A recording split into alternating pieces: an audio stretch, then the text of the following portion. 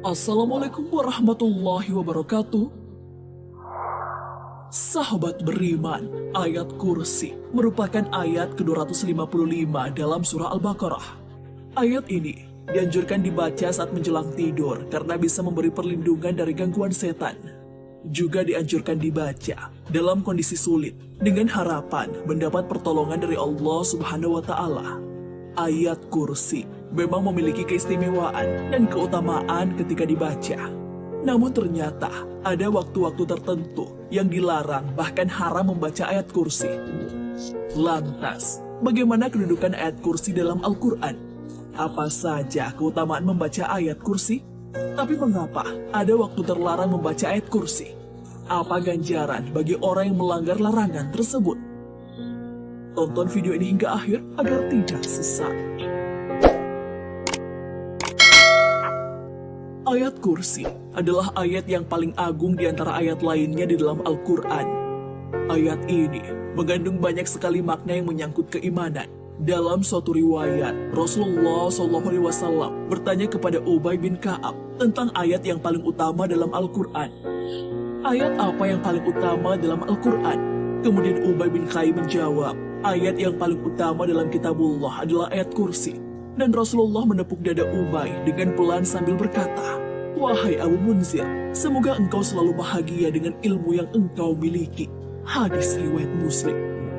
Kamu mungkin sering membaca ayat kursi. Coba simak arti dari ayat kursi yang sering kamu baca. Allah, tidak ada Tuhan selain Dia, yang maha hidup, yang terus-menerus mengurus makhluknya, tidak mengantuk dan tidak tidur. Miliknya apa yang ada di langit dan apa yang ada di bumi. Tidak ada yang dapat memberi syafaat di sisinya tanpa izinnya. Dia mengetahui apa yang di hadapan mereka dan apa yang di belakang mereka. Dan mereka tidak mengetahui sesuatu apapun tentang ilmunya, melainkan apa yang Dia kehendaki. Kursinya meliputi langit dan bumi, dan Dia tidak merasa berat memelihara keduanya, dan Dia maha tinggi, maha besar. Quran Surah Al-Baqarah ayat 255. Ada kisah, alasan mengapa ayat kursi disebut ayat yang sangat agung. Pada suatu malam setelah peristiwa hijrah, ayat tersebut diturunkan di Madinah, karena kemuliaan dan kebesaran firman Allah Subhanahu wa Ta'ala tersebut. Hingga pada saat diturunkan, beribu-ribu malaikat turut serta mengiringi ayat tersebut. Menurut riwayat Muhammad bin Al-Hanfiyah, bahwasanya ketika ayat tersebut diturunkan, seluruh berhala yang ada di bumi ini saling berjatuhan. Saat malaikat pengiringnya pun ikut bersujud, mahkota-mahkota para pembesar saling berjatuhan, dan para penguasa menjatuhkan wajah-wajah mereka ke bumi, serta para syaitan saling berlarian, kepanasan, dan merasa takut.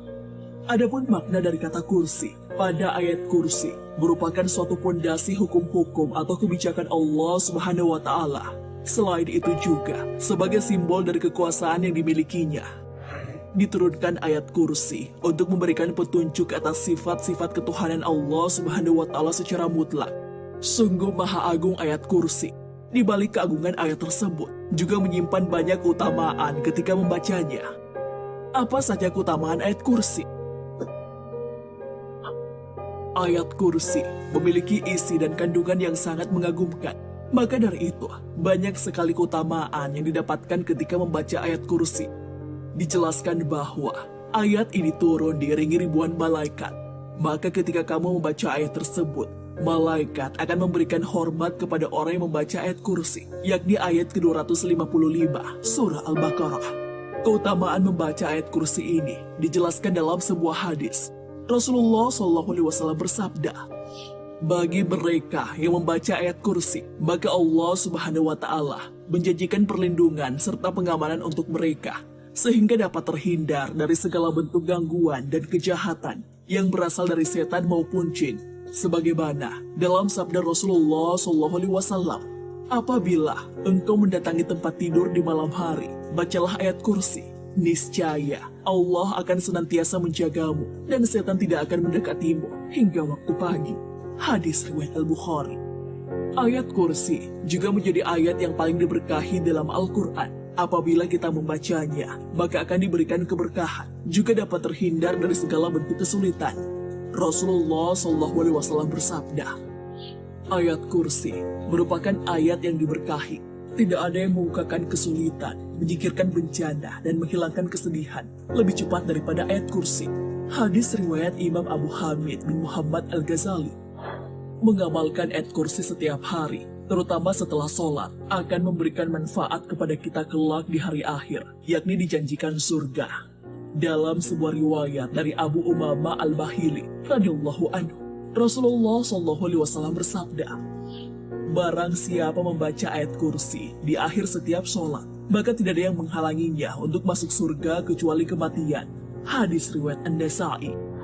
Begitu banyak keutamaan dan kebaikan yang diperoleh dari membaca ayat kursi. Setidaknya, ada waktu yang disunnahkan untuk membaca ayat kursi, yakni ketika zikir di waktu pagi dan petang, juga ketika hendak tidur. Ketiga waktu ini dianjurkan membaca ayat kursi.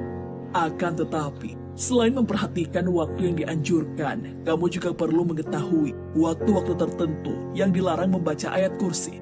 Jangan sampai kamu melanggar larangan tersebut. Jika ada 3 waktu yang dianjurkan membaca ayat kursi, setidaknya ada 4 waktu yang terlarang membaca ayat kursi. Waktu terlarang itu wajib sekali kamu perhatikan, sebab jangan sampai mengharap pahala, yang ada malah mendapat dosa.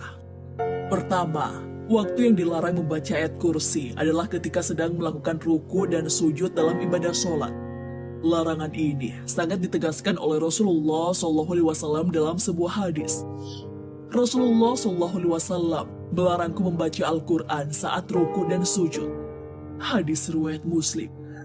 Maka, jangan asal membaca, karena sudah jelas ayat kursi menjadi bagian dari ayat Al-Quran yang tidak boleh dibaca di antara 2 gerakan sholat tersebut.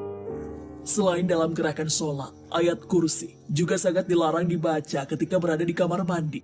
Ahlul ilmu menyebutkan bahwa tidak boleh seseorang membaca Al-Quran ketika di dalam toilet, sebab hal itu mengandung penghinaan terhadap Al-Quran.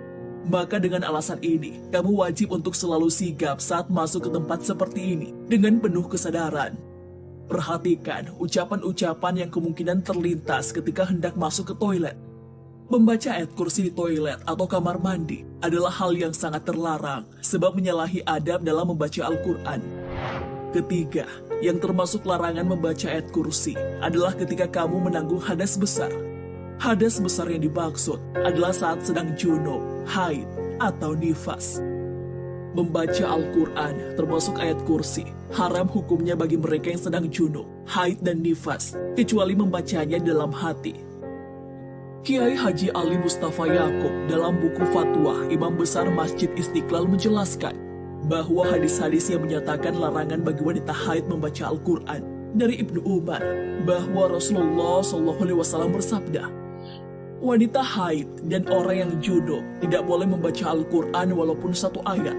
Hadis riwayat Imam Tirmidzi dan Ibnu Majah. Hadis tersebut jelas menjelaskan larangan membaca ayat Al-Quran bagi wanita yang sedang junub atau haid. Maka membaca ayat kursi pun termasuk hal dilarang. Keempat, waktu yang dilarang membaca ayat kursi adalah ketika sedang mengantuk. Imam Nawawi menyebut bahwa makruh hukumnya membaca Al-Quran meski hanya ayat kursi saat kita sedang mengantuk.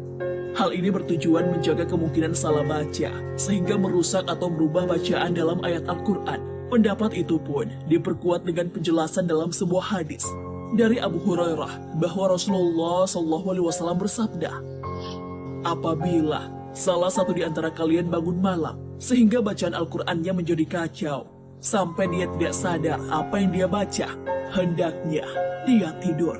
Hadis riwayat Imam Muslim dan Ibnu Majah.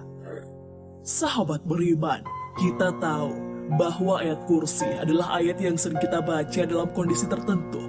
Bukan hanya di waktu pagi, sore, dan ketika hendak tidur. Namun hal yang paling penting adalah tidak membacanya di waktu terlarang. Kamu tentu tidak mau mendapat dosa karena salah dalam menentukan waktu membaca ayat kursi. Wallahu a'lam bishawab. Wassalamualaikum warahmatullahi wabarakatuh.